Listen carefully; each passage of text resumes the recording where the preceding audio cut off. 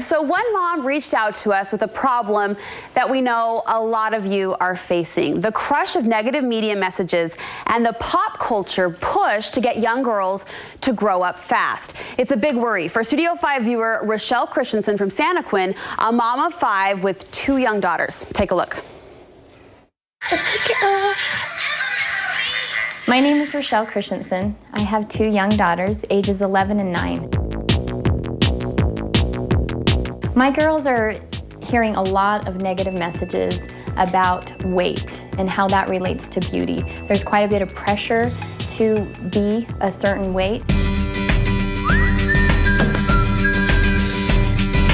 My kids don't watch a lot of TV and we don't play video games, so I feel like right now in elementary school is actually where they're getting a lot of the exposure to media from the bits and pieces that all of their friends bring from home, from the things that they're exposed to, and they share YouTube videos and links to music videos. The media isn't real. Even the reality TV shows aren't real.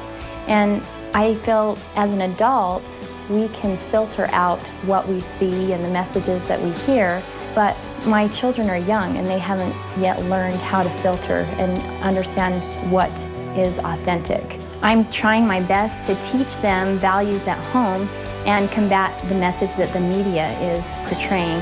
Connie, how can you help me to teach them these things that will stick with them and protect them from the media's influence?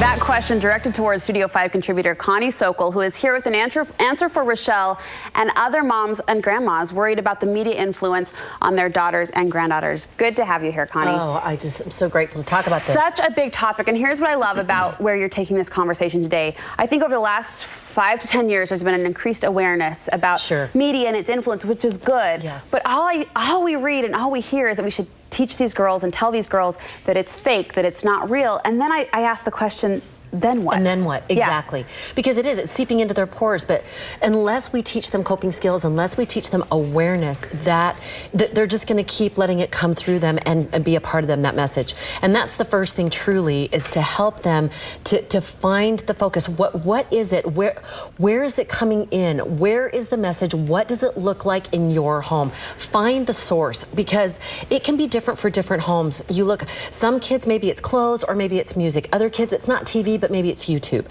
So it's finding that source. And this is a great thing as a family. Have a family council. Sit down and say, okay, what's your go-to device? Cell phone, iPod, laptop. How much are you on there? No, let's really look at this last 24 hours. How much are you on there? What are the messages that you've been receiving? What's the sidebar things that you've been seeing?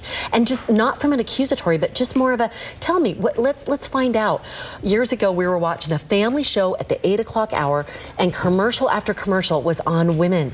You need to have pouty lips, and I had to have shiny hair and smooth skin legs and all of these things. And I just got so sick of it. I started yelling at the TV screen with my girls. I was sitting right there and I said, no, I don't. No, I don't need them. No pouty lips. And they started joining in. No, we don't. No, we don't. And it was wonderful. And we didn't do it again. But it made the point, you don't have to accept that message. Find the source and find out what they're hearing. And keeping that conversation going, even with the mainstream, like you said, a commercial, not just the scandalous magazine covers they may see in the grocery store line, but commercials. Exactly. And even those magazines, don't underestimate the power of those.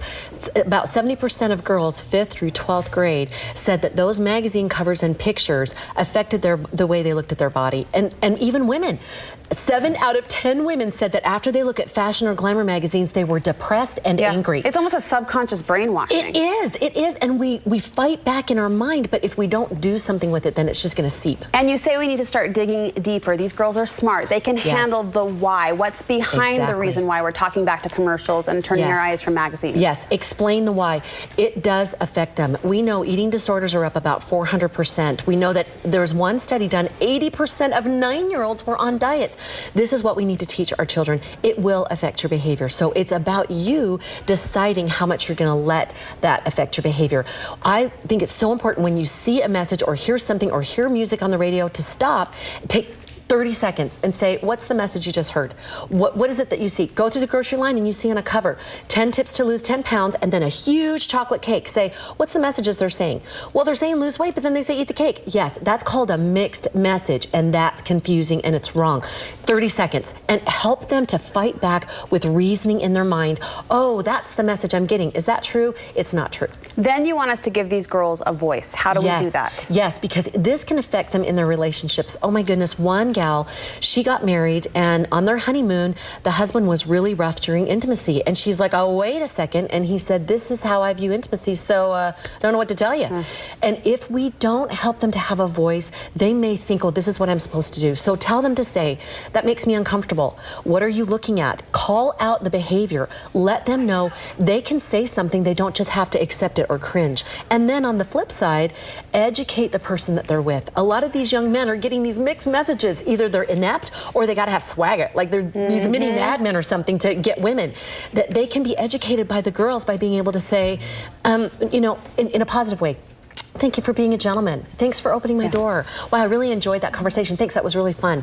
Where they can understand it's more than just how she looks or how he looks. It's about a whole person.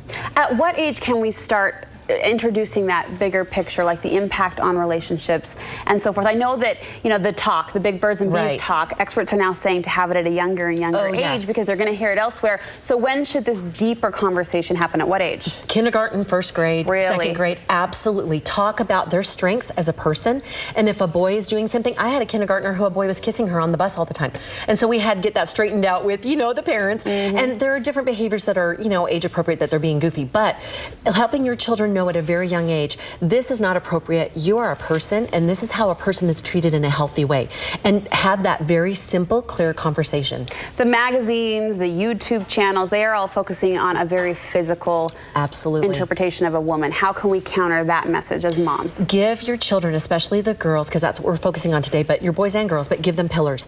Give them those areas to develop in themselves so they can see that they are a whole person. Their hobbies, their talents, their personality traits, kindness, patience, confidence, integrity.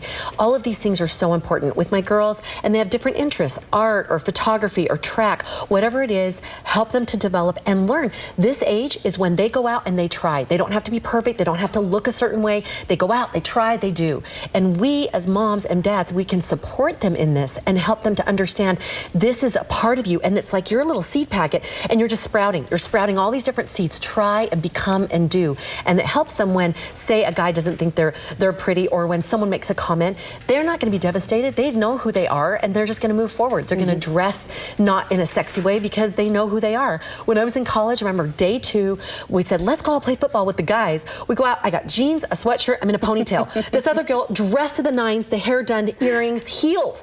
We're out there, and I'm like, after a while, everyone's chatting, and I was like, are we playing football? And there was a college football player, he was on the other side of the circle, comes over to me and goes, you want to play football? I'm like, you know it. So we went over, everyone started playing football, ended up started dating. But he knew me for me, and I knew him for him, and we knew why we were connecting. So letting girls be themselves and explore those individual interests. We hear over and over again that the best parenting lesson is a good parenting example. So how can moms model behavior that will help girls know not only that the images are fake, but that there's a deeper message they can reject and push back on? So important. We develop our hobbies and talents too. We don't talk constantly about got to lose 10 pounds or I can't open the door to the neighbor because my hair's not done. When we show them we are a real person and we're happy with who we are to the best of our ability at this time, it means that they go, okay, that's normal. Okay, I have confidence in myself. I can just wear my hair up and like this, and I don't have to pretend to be someone. As we develop our own hobbies, we teach our children, you can create that confidence yourself too. My kids see me speak and write. They come to my presentation. They see me flop on certain things that I'm doing. They see me cry. They see me laugh. They see me be a whole person so that I'm not devastated by, I've got wrinkles. You know, my daughter said a couple of weeks ago or a couple months ago, Mom, you look like you're 30. And I said, thanks so much. She goes, except for the wrinkles. Thank you so much. Love you, sweetie. No cookies for you. But, you know, but helping them, and I laughed instead of, oh my gosh, helping them to understand this is who we are. We are women. We are wonderful.